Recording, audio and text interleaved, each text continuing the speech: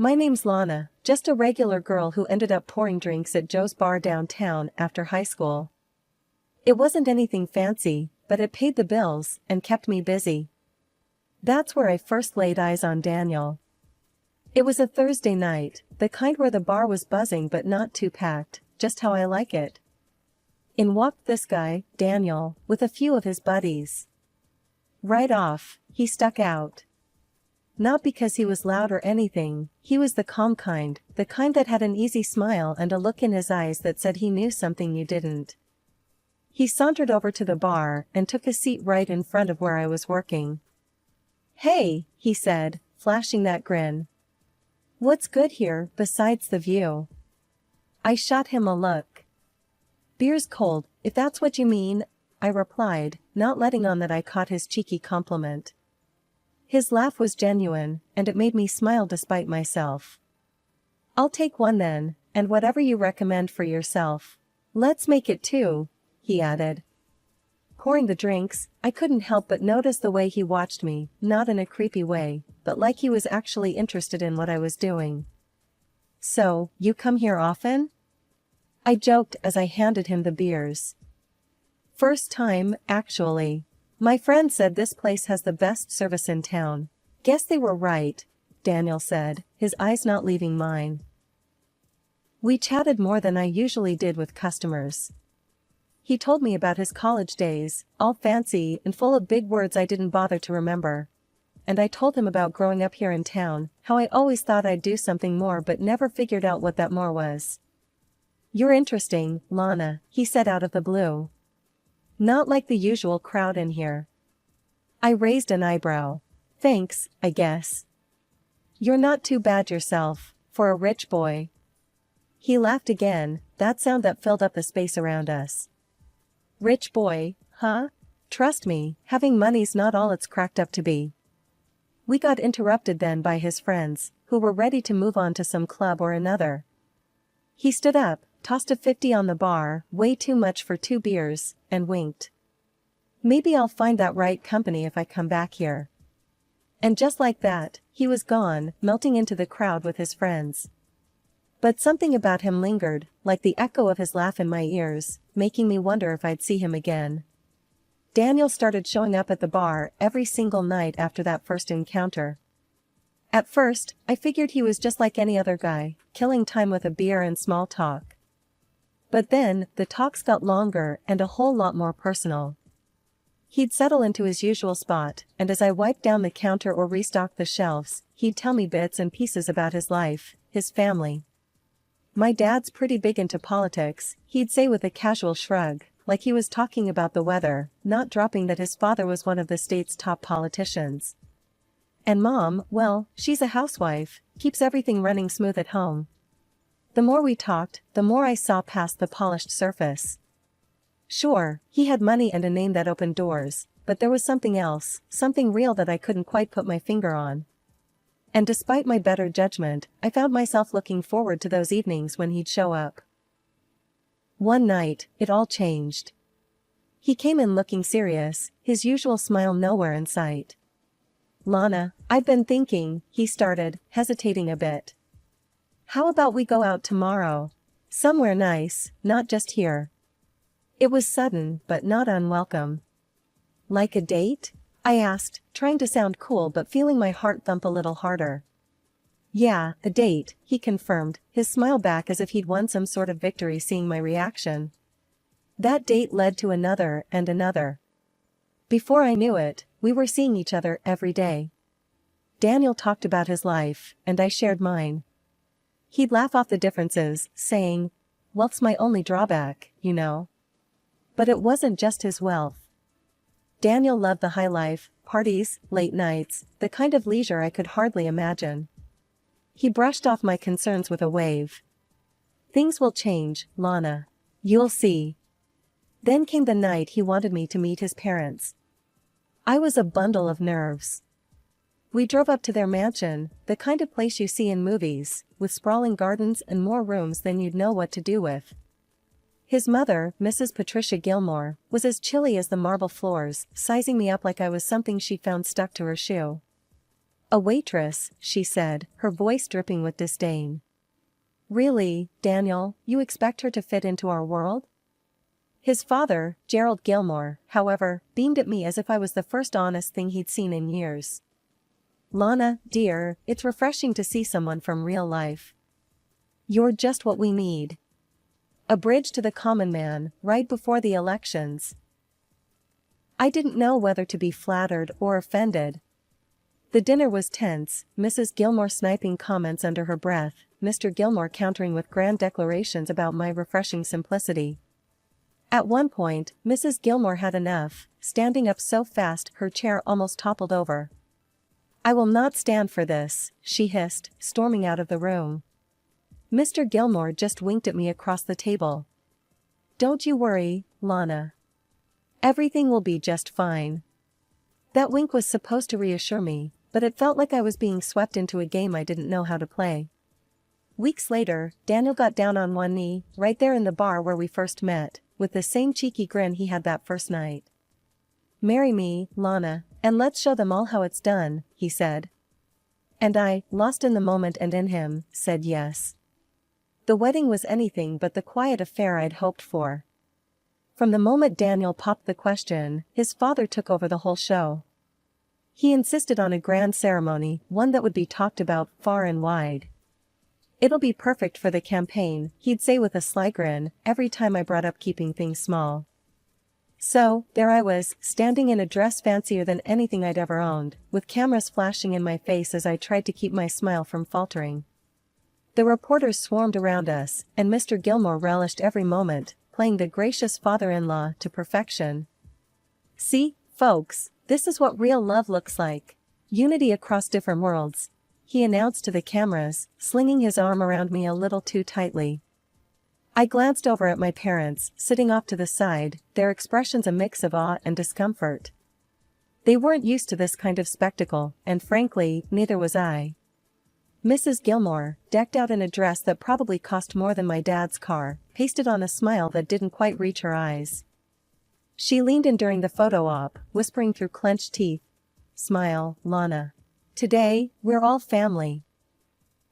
After the spectacle, Daniel and I moved into a luxury apartment, a stark contrast to my modest childhood home. It was a wedding gift from his parents, lavish and sprawling, located in one of the city's most exclusive buildings. Daniel's nights out with his friends became more frequent, and I found myself alone in our expansive living space more often than not. His mother, Mrs. Gilmore, took it upon herself to drop by unannounced, always with a critique ready at her lips. One such afternoon, she found me trying to straighten up the mess from one of Daniel's late-night gatherings. She surveyed the room with a disdainful eye before fixing her gaze on me. "Lana, this isn't some roadside diner. You need to keep a better eye on Daniel. Look at him, he's out all the time, drinking, and it's your job to rein him in." I bristled at her words, my hands clenching the dishcloth tighter. "And what exactly do you suggest I do, Mrs. Gilmore? Chain him to a chair?" Her lips thinned into a line. "Don't be smart, Lana. You need to take control. Otherwise, you're just as much to blame." The air was tense between us, the only sounds the soft tick of the expensive clock on the wall and the distant hum of city life outside the windows. That night, when Daniel came home, I tried to talk to him about it. "Your mom thinks I'm not doing enough to keep you in line," I said, trying to keep my voice even. Daniel's reaction was immediate and heated. "You gonna listen to her? Let's not let her get between us, okay? I love you, Lana. We'll figure this out together." But as the weeks rolled on, nothing changed. Daniel's assurances felt more and more hollow, and I found myself questioning whether love was enough to bridge the chasm that seemed to be widening between us. Living the high life wasn't all it was cracked up to be, not by a long shot. I found myself constantly tidying our massive apartment, cooking meals that often went cold before Daniel got home, and hustling laundry to and from the cleaners, all while holding down my shifts at Joe's bar. Meanwhile, Daniel, with no job on his horizon, seemed content to blow through his hefty allowance on nights out with his friends. Daniel's mother, the queen of high society gossip, made sure everyone knew her twisted version of our life. According to her, I was the villain, a dumb, greedy woman who led her poor son astray with my low-class ways. It was a normal day at the bar when she decided to bring her highfalutin friends for a casual lunch. The moment they strutted in, I knew I was in for it. They perched at the bar, their noses turned up like they smelled something foul. Mrs. Gilmore waved me over with a flick of her wrist, her voice loud enough to turn a few heads. "Lana, darling, could you hurry up? We don't have all day, and we expect proper service even in this establishment." Her friends snickered, their eyes scanning the bar with barely disguised contempt. I forced a smile, taking their orders while my hands itched to dump a tray of drinks right into their laps. "Make sure the glasses are clean, dear. We wouldn't want to catch anything," one of her cronies quipped, her laughter sharp as shattered glass. "Yes, ma'am," I replied, my tone syrupy sweet. I delivered their drinks and food with a smile plastered on, though inside I felt anything but cheerful. As I passed by with another order, Mrs. Gilmore grabbed my arm, her grip tight. "You know, Lana, it's a shame you don't use your husband's money to better yourself. Maybe some classes in etiquette? Or a seminar on how to be a supportive wife?" I pulled away gently, keeping my voice steady. "I appreciate the advice, Mrs. Gilmore. I'll give it all the consideration it deserves." The bar couldn't close fast enough that day. Each comment, each condescending look from that table, added weight to the growing dread that this was my life now, scrutinized and scorned, no matter how hard I tried. Back at our apartment, the silence was a stark contrast to the chaos at the bar. Daniel was out again, the note on the fridge a weak apology for missing dinner.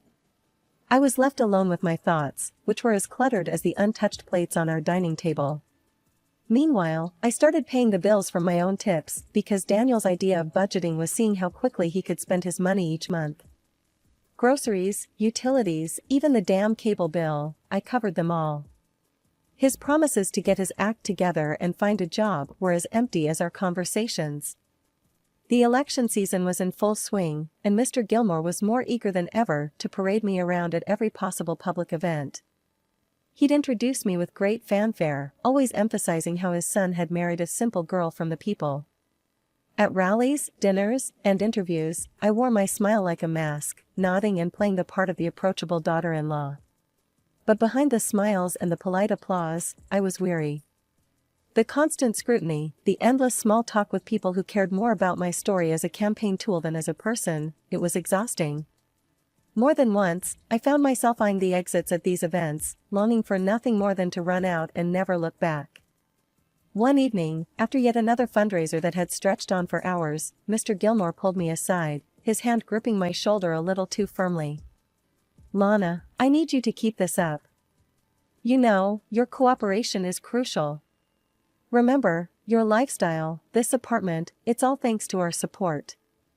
I nodded, the thread in his tone clear as glass. "Of course, Mr. Gilmore. I understand." It wasn't just the campaign that was putting pressure on me. Things at home were no better. Daniel's behavior had escalated from neglect to outright destructiveness. He'd come home late, if he came home at all, often drunk and sometimes barely able to stand. Then came the night that changed everything. Daniel stumbled through the door well past midnight, his face ashen, eyes wild with panic. He collapsed onto the sofa, his hands shaking. "Lana, I've screwed up," he blurted out, his voice a hoarse whisper. "I owe money, a lot of money. To some really bad people. I lost it at the casino, and they're not the type to wait for their cash." My stomach twisted at his words. "How much?" "70,000. He murmured, looking away. I felt cold all over. $70,000? He nodded, miserable. "I need your help, Lana. Please, I can't ask my parents. They'd disown me." The desperation in his eyes was something I couldn't ignore. He grabbed my hands, his grip tight. "I swear, Lana, if you help me with this, I'll change. I know I've been a terrible husband, but I'll do anything to make this right. Please." Something in me broke then. Despite the anger and the disappointment, I couldn't let him face this alone. Okay, Daniel. I'll help you. But this is it. You have to turn things around. I took out a loan the next day, $70,000 that felt like a noose around my neck. But as I handed the money over, Daniel was like a man reborn. He helped around the house, cut back on the drinking, and for a brief, fleeting moment, I let myself believe that we could actually make this work. We spent evenings together, talking about plans for the future, even daring to dream about starting a family. Daniel was attentive, helping with chores, sharing meals at the same table, things we hadn't done in years. Maybe we should think about having a kid, he suggested one night as we cleaned up after dinner. I looked at him, surprised but not unhappy at the thought. Really? You think we're ready? He smiled, pulling me close. Yeah, I do. I mean, we're getting back on track, right? A fresh start. I wanted to believe him, to believe in us. And in those moments, it was easy to imagine that everything could actually be okay, that the debts and lies were behind us. But that illusion shattered the night I came home from a double shift at the bar. Tossing my keys on the counter, I headed for the bedroom, my body aching for just a few hours of sleep before doing it all over again. But the scene I walked into snapped me wide awake. Daniel was passed out on our bed, snoring loudly, with two girls I'd never seen before curled up beside him, both just as unconscious. Bottles and glasses littered the nightstand, the stench of alcohol heavy in the air. My heart hammered against my ribcage as a cold rage settled in my gut. Without thinking, I pulled out my phone and started recording. The camera's light cut through the darkness, capturing the damning scene. I nudged Daniel awake, my voice sharp. Daniel, who are these girls? He blinked up at me, confused and still drunk, then waved a dismissive hand as if brushing away the question. They're just my girlfriends, you know? It's not a big deal. We do this sometimes when you're at work. That was it. The final betrayal. I stopped the recording, my hands trembling with a cocktail of emotions, rage, sorrow, disbelief. I stepped out of the room, dialed Mr. Gilmore, and waited for him to pick up. Lana? What's wrong? His voice was cautious, alert. Mr. Gilmore, I'm done. I just caught Daniel in our bed with two other women. I've recorded everything, and I want a divorce, I said, each word measured, heavy with finality. He was at the apartment within the hour, his face a mask of controlled fury as he glanced at the still unconscious figures in my bed. Daniel had woken up by then, looking sheepish and scared as his father berated him in hushed, vicious tones. You idiot! Look what you've done! Turning to me, Mr. Gilmore's tone softened. Lana, I'll handle this. Let's keep it quiet, for everyone's sake. What do you need? $500,000, the apartment sold and the money transferred to me, and the loan I took out for him cleared, I stated, each demand non-negotiable. Mr. Gilmore nodded slowly, calculating. Done. But you must agree to keep this quiet. Move away, start fresh somewhere else. Can you do that? Yes, I said simply. There was nothing left for me here, no reason to stay. And Lana, don't tell his mother. She'd make a scene, and we can't afford that now, not with the elections. The divorce papers came through quietly. I signed them in the dim light of dawn, alone. Mr. Gilmore kept his word. The money was in my account within days, the loan was paid off, and I was free from Daniel and his destructive whims. Settling into my new life in another city felt like breathing fresh air after being submerged underwater for too long. The day I moved into my new apartment in a peaceful neighborhood, I knew I had made the right decision. It was smaller than the luxurious prison I'd left behind, but it was all mine. The first thing I did after unpacking was block every number associated with my old life. Every ring was a potential drag back into that mess, and I wasn't about to let that happen.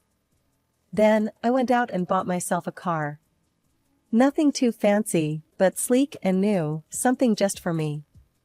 A few days later, I landed a job as an administrator at a local restaurant. It was a step up from waitressing, with regular hours and no late nights. The owner, a wiry woman named Carla, with a sharp tongue and a no-nonsense attitude, took me under her wing. "You new to town?" Carla asked on my first day, eyeing me with a mixture of curiosity and caution. "Yeah, just moved in," I replied, keeping my past tucked away like the folded boxes in my closet. Carla nodded, as if approving my concise answer. "Well, here's your desk, and here are your responsibilities. You keep things running smooth, and we'll get along just fine." "I appreciate it, Carla. I won't let you down," I promised, eager to prove my worth in this new role. The job was busy, filled with the usual chaos of restaurant life, but I thrived on the structure it brought to my days. I was making my own money, controlling my own fate. It felt good, honest and real. Encouraged by Carla's blunt but fair management style, I decided to enroll in the local college. I wanted more than just to escape my past, I wanted to build something lasting. Night classes in business management seemed like the right path, and stepping into the classroom, I felt a surge of pride. I was doing this for me, no one else. One evening, as I was locking up the restaurant, Carla stopped by my desk. "Heard you're hitting the books at night. That's good. Keep that brain working." I smiled, grateful for her recognition. "Trying to. Figured it's never too late to start fresh, right?" "Damn right," Carla said with a nod. "You ever need help, you let me know. I know a thing or two about keeping a business above water." Life settled into a comfortable rhythm. Work, study, and the quiet solitude of my apartment. I relished the normalcy, the mundane moments that I used to take for granted. It was during one of these quiet nights, sitting on my balcony with a cup of tea, that I realized just how much I had changed. The city lights sparkled in the distance, each one a reminder of where I'd been and where I was heading. 2 years had slipped by since I cut all ties with my old life and started anew. I was sitting in my living room, cozy and warm, a book forgotten on my lap, when my phone rang. The number was unfamiliar, and hesitating for a split second, I answered. "Lana, this is Patricia Gilmore." The voice came through, high-pitched and frantic. "Daniel is in trouble because of your negligence." I was taken aback. "Mrs. Gilmore, slow down. What are you talking about? What trouble?" She was nearly breathless with agitation. "An unknown friend of Daniel called me. He said Daniel got into a fight with a policeman in a bar. I had to transfer money to keep him out of jail. I took it from our savings, and Gerald doesn't know yet." "Why weren't you there for him?" "Mrs. Gilmore, listen to me very carefully," I said, my voice calm and clear. "Daniel and I have been divorced for 2 years. I haven't seen or spoken to him since." There was a pause, and then, "Divorced? What are you talking about? Why didn't anyone tell me?" "You didn't know because it was meant to be kept quiet for the family's sake, for the election and all. I'm sorry you were left out, but I am no longer part of Daniel's life or your family." "And what happened to the policeman and Daniel?" Her voice cracked, and I could hear the confusion and fear seeping through. Laughing softly, I tried to find some humor in the absurdity of the situation. "Mrs. Gilmore, you've been scammed. There's no doubt about it. These scammers probably made up the whole story about the policeman just to trick you out of your money." There was a pause on the line as the realization sank in. Her voice quivered, fear replacing the anger from moments before. "Scammed? Oh no, what have I done?" Her tone was frantic, the weight of her mistake crashing down. "Can't you just lend me some money to put back before Gerald finds out?" "Please, Lana." "Mrs. Gilmore, I can't. It's not my place anymore. I've moved on. You need to handle this with your family," I replied, firm yet not unkind. Her crying intensified, then turned to anger. "You could help, but you choose not to. You're just as selfish as everyone said." I sighed, a deep, weary release. "I'm sorry you feel that way. I truly hope you sort this out, but I must go now." I hung up before she could reply, her sobs echoing in my ear even after the line went dead. Looking around my peaceful apartment, the stark contrast between my current life and the chaos of the past made me shudder. I picked up my phone again, this time navigating through the settings to block yet another number. As I set the phone down, a sense of finality washed over me. I was truly free now, no longer entangled in the web of deception and greed that had once defined my life.